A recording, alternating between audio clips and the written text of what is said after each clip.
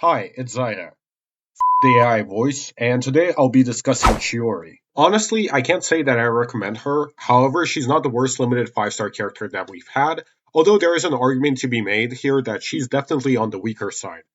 But let's start with discussing her damage. Chiori is a Geo character, which doesn't inherently mean she has to be weak, although there are a lot of people who say that Geo is a curse and makes any character weak. That's not entirely true, especially in Shiori's case. Although the Geo element doesn't provide any reactions, doesn't mean Shiori actually needs them, especially considering that Hoyoverse lately has been designing characters in a very specific way, which doesn't really allow to a lot of reactions happening at the same time. Take for instance Nuvolet or Linny. Shiori's skill summons a little tomato that does damage over time and off field. The damage is nice and has really good scalings. However, they're split. But in practice, the split scaling doesn't really play a big role unless you're a newer player and you don't know what the difference between an attack percent goblet or sands with a defense percent sands or goblet is. However, for an endgame player, you can entirely forget about the attack percent scaling and focus on the defense percent scaling. Without any reactions in play for Chiori, this means that she doesn't require any particular setups to be effective off-field DPS.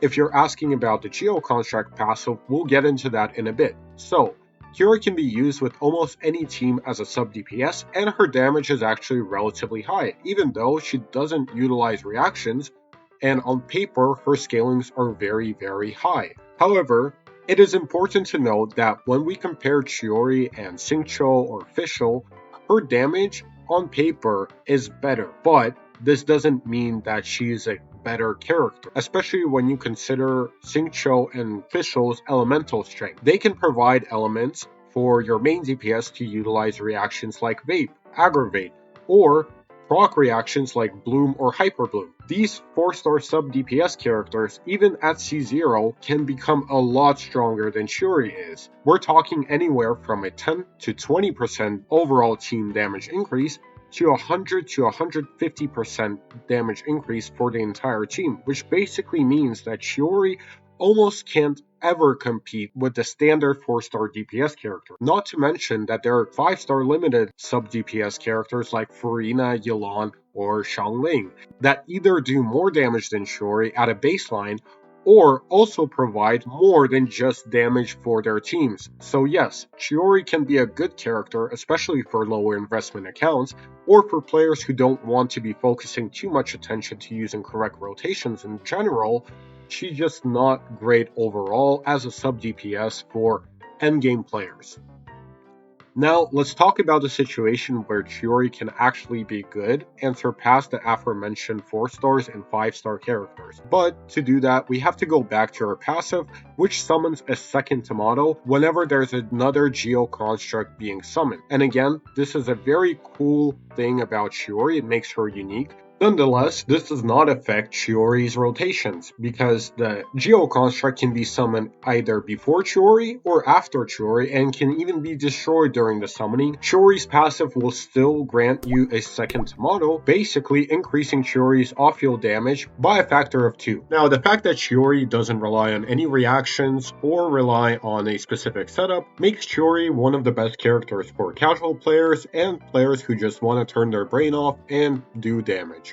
Talking about teams, Chiori is definitely good in mono Geo teams, but I'm not going to talk about them because everyone has been hyping her up anyways for those teams, so let's talk about her other archetype, which is the Zhongli Chiori core. This duo creates the forgotten double Geo core that used to consist of Albedo and Zhongli back in the day, but was all forgotten once new characters have been released to replace Albedo in that slot. This double Geo core with Chiori and Zhongli is a bit stronger than what Albedo was, however Chiori doesn't have the buffs that Albedo used to provide. Nonetheless, let's take a look at some of the teams that we can actually use Chiori and Zhongli in. First of all, any Pyro DPS with either Yelan, Xingqiu, or Furina, or a mono Pyro team with Bennett or Xiangling. This is suboptimal, but you know, it works, and best examples would be Hu Tao or Yoimiya. But also, Arlecchino's rumored to be very good for this type of team. Now, I'm not going to talk too much about Arlecchino right now, but knowing what we know about her kit, she's definitely going to want a shielder, and the best one is going to be Zhongli. And the double Geo core can be insanely strong with her playstyle. However, Arlecchino is definitely going to have alternatives like many other characters, so don't stress too much into pulling for Chiori or Arlecchino specifically. Because again, this is all speculations, I'm just throwing my word out there that the double Geo core with Arlecchino might prove to be very strong.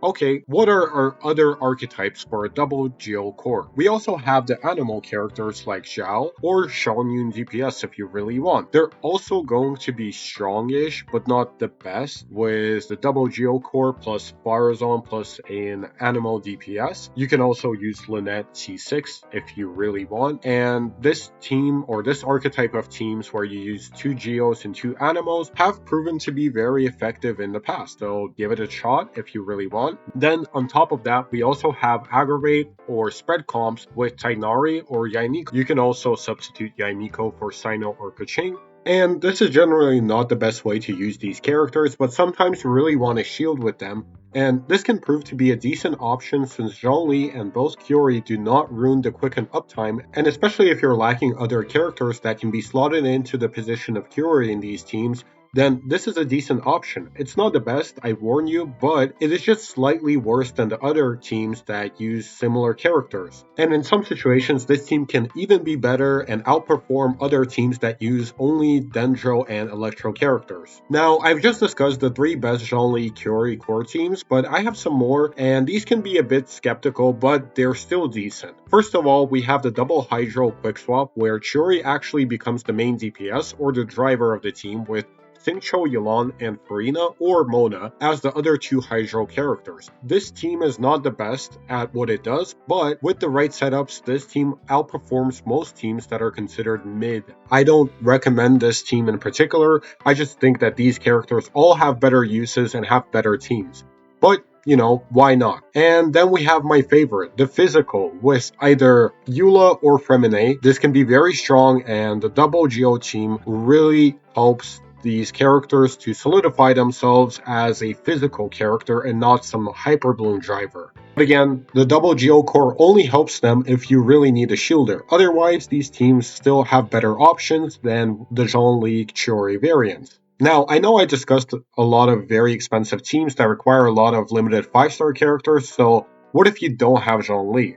Then this character is kind of bad in my opinion because again, you really want Zhongli in order to create this double Geo core, but then again, you can always use Geo Traveler instead, which is definitely a downgrade to some degree, especially when you consider the fact that you have no sustain in those teams, or you need to fit in sustain and that just loses more DPS. And also the Geo constructs from Geo Traveler's ultimate can block your movement and be very annoying. Also, Chiori works well with Albedo, and they can be used together for sure, but then again, you don't have sustain. These teams where you use Albedo instead of Zhongli, I recommend only for speedrunning and not really for casual play. Now, we got the double Geo teams out the way, or did we? Let's actually make a list of Geo characters Chiori can work with to gain her extra passive Tomato. As we can see, Navia is not one of them, but many people still consider Chiori to be an upgrade for Navia teams, and I can definitely see where people are coming from, but let me tell you, if you have other options, I strongly advise you to consider those options first before pulling for Chiori. The amount of damage that Chiori provides in a Navia team is just not amazing, and the great thing that Chiori actually does is provide Navia with the insanely strong Geo Resonance. But again, I have a disclaimer to make, Chiori is going to get power crept in Navia teams for sure.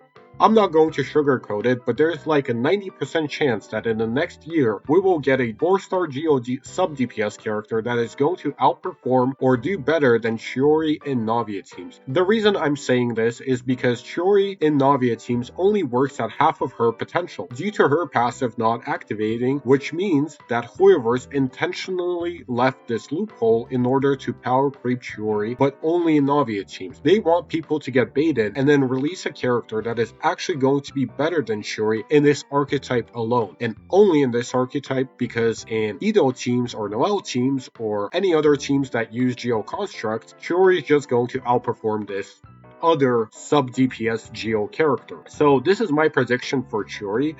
I think that in Navia teams, she's just not going to be a staple, and sooner than later, we're going to get a Power Creep version of Chiori that is going to be tailor-made for Navia specifically. Now, for a conclusion, I want to say that Chiori is an expensive Geo character that requires a lot of limited 5-star characters and that can provide a lot of damage on par with other sub-DPS characters in the right scenarios. However, she lacks the buffing and elements that can make other characters great. So, in terms of her team flexibility, this character gets a 5 out of 10 for me.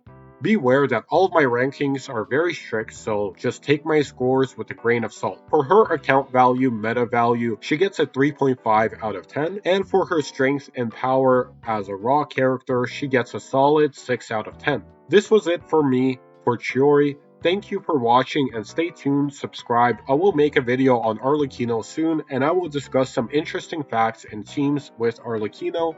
See ya, this was Zarya, bye.